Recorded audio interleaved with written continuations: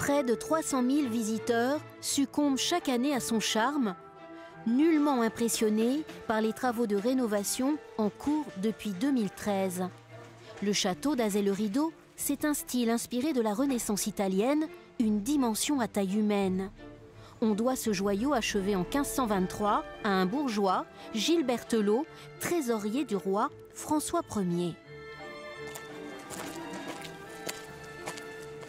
Le château d'Azay-le-Rideau est bâti sur une île de l'Indre. Son reflet brille dans les miroirs d'eau qui se trouvent donc de ce côté-ci. Là, on est au sud du château.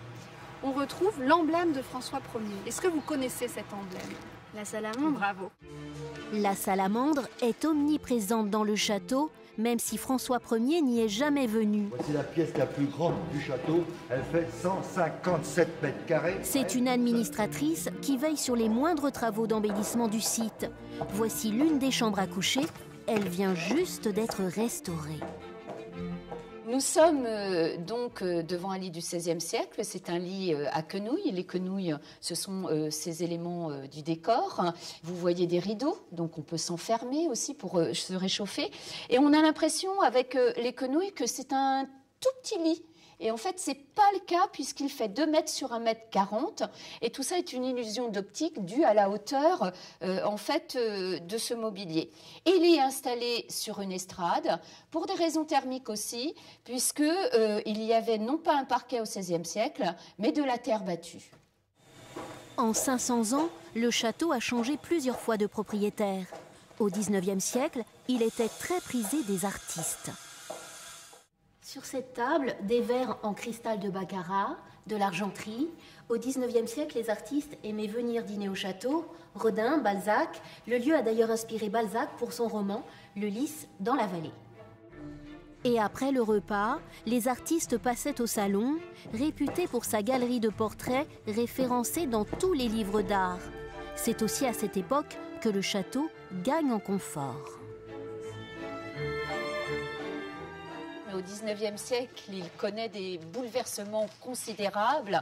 L'eau courante arrive, le chauffage également, et puis le décor dans le goût de leur époque. Alors on voit là un décor très éclectique, à la fois du mobilier empire, du mobilier du XVIIIe siècle, des tableaux du XVIe siècle.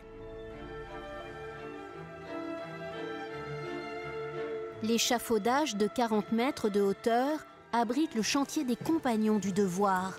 Tailleurs de pierre, charpentiers, couvreurs, ils reproduisent les gestes d'antan. On fait tout à la main, même s'il n'y a que les oiseaux qui le verront, mais bon, on est obligé de respecter l'ancien, donc on finit aussi bien qu'eux à l'époque. C'est ce qui nous permet de tailler l'ardoise. Et de la percer. C'est toujours les mêmes outils qu'on emploie en fait depuis que la couverture existe. La toiture nécessite 75 tonnes d'ardoise, toutes taillées sur mesure. L'édifice a été pensé il y a 500 ans, tel un navire, par des charpentiers de marine. En juin 2017, le château sera entièrement restauré.